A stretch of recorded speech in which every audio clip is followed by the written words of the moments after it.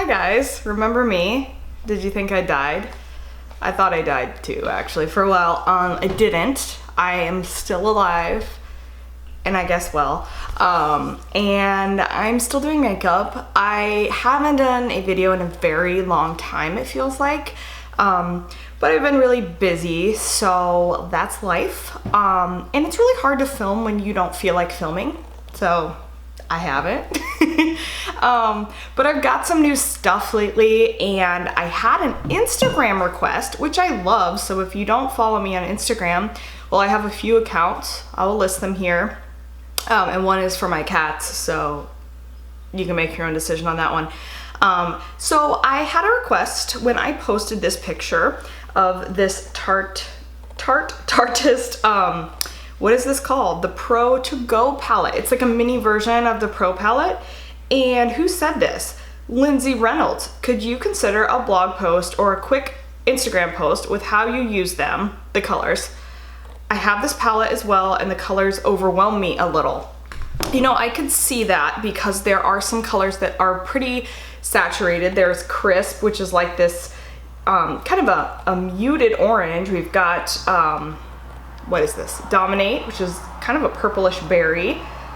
This one is pretty friendly to most. Hype, it's just kind of like a lovely champagne gold. Drive is an awesome transition shade, and that's how I'm going to use it. And Stylin is kind of a cocoa brown. Oh, and Boss. Now this is my favorite one in the whole palette. This is a shadow color that's so pretty, you could wear it just by itself. But I'm going to show you how I created this look. Lindsay, feel free to adapt this to your face and your eye shape. But, oh gosh.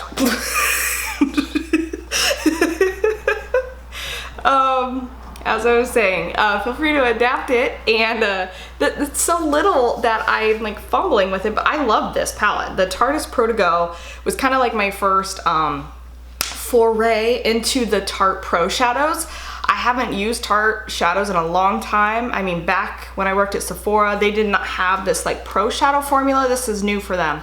They have that big Pro palette that looks like super bomb, but I don't think I need any more palettes at the moment. So I opted for this during the Sephora VIB sale because I thought it'd be a good way to try like some of their offerings, get a feel for their shadow formula, and boy was I right. I really love this palette. If you can still get it, I totally recommend it. I think it's beautiful for all eye colors, particularly cooler tone eyes like mine, or if you have blue eyes, because they've got these like warm, juicy, bronzy shades in here, and those just look so pretty. Oh, excuse me, I'm burping.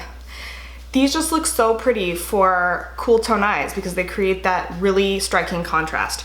So if you want to see how I created this look with the Tarteist Pro To Go palette, just keep watching. Oh my gosh, I haven't said that forever. Okay, so we are starting the look out with Drive. This is a beautiful transition color, and I am applying it to my crease with a crease brush. This is from Terra Mare.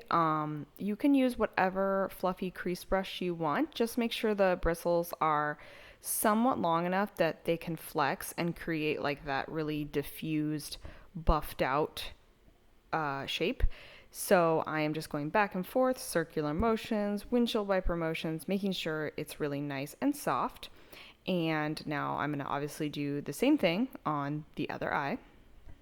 Now that we have defined our crease, we are going to go in and warm it up a little bit more. I really like this for cool tone eyes, so I'm using Crisp, which is that almost orange color, and I am using a Real Techniques blending brush to place it a little more precisely, like right in the crease. And I'm using the same type of motions where I am kind of circular motions to lay it down, and then windshield wiper motions to soften it and kind of blur it out. And you can kind of go by your own eye shape for this. You do want to make sure like that color peaks up above your crease. So just like check with your eyes open and make sure that you can see that warmth peeking up on through. Now I'm doing it to the other eye, and as you could tell, some things went wrong here. I got way too much on there, hence my face. So I'm just using that original crease brush and buffing it out, softening that shape. It got real like patchy and weird looking. And here's where I'm like, oh, I guess we're gonna get it on my lid too. Yep, plans have changed. So I am just adapting, going with the flow, and adding more of the color on the other eye so it looks intentional, even though you guys clearly see that it wasn't. And now we are ready to define the outer crease with Stylin', which is that cocoa brown. I'm using a Makeup Geek kind of a pointed crease brush, and this is going to help control placement. So I am just dabbing it on the outer third, kind of in a little wedge shape, and that's what I always do for outer corner colors. I place it first, and then I use my brush tip to soften and blend it out. I'm bringing it up a little bit. I'm not going to bring that dark color like all the way over into the crease like I did with the other colors. I am just trying to keep it concentrated to the outer third of my eye. So imagine if my eyelid were divided in 3 sections, I'm trying to keep it on the outer third part. And I'm going to do the same thing on the other eye. You want to focus on an upwards motion with this so that when your eyes open, it adds like a little subtle lift.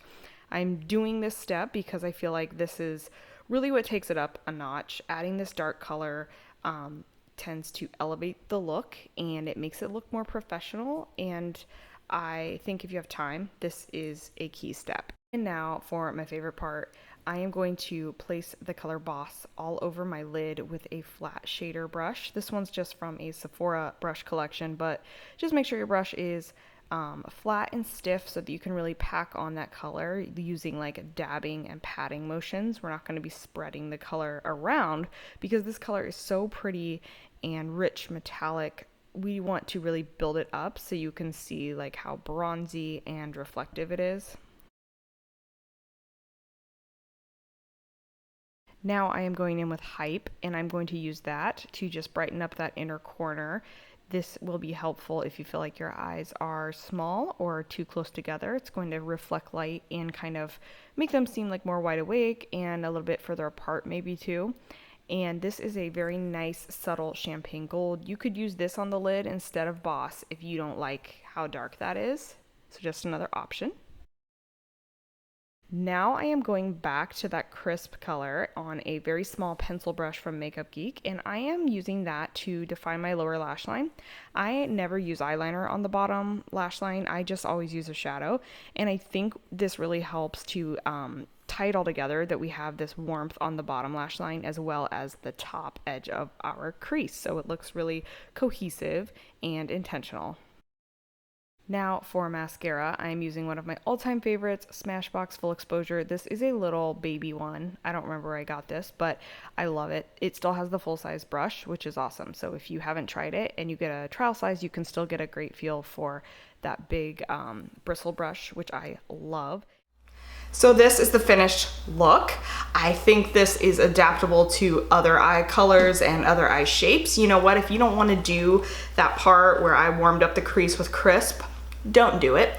If you don't like Boss all over the lid and you think that's a little too much for you, pick Hype instead. Keep the lid light. That's the beauty of a neutral palette, that you can kind of tweak things to make it work better for you. Don't just do what I do, because I don't do everything right, clearly. So I hope you liked this tutorial with this mini cute little palette, and if you want to see more specific things, please leave me a comment below or go on my Instagram and request things there. I really like your requests, because then I feel like I'm actually helping somebody answer a question or solve a problem, and I'm not just sitting here like talking to you guys about whatever I want to talk about. There might be things that I'm excited about, but maybe you don't care. So please tell me what you care about so we can talk about that. Thank you again for watching. I will see you in my next video, which is hopefully sooner than later. So here is the finished look, and a car driving by very fast and making noises. #LoveMyLife.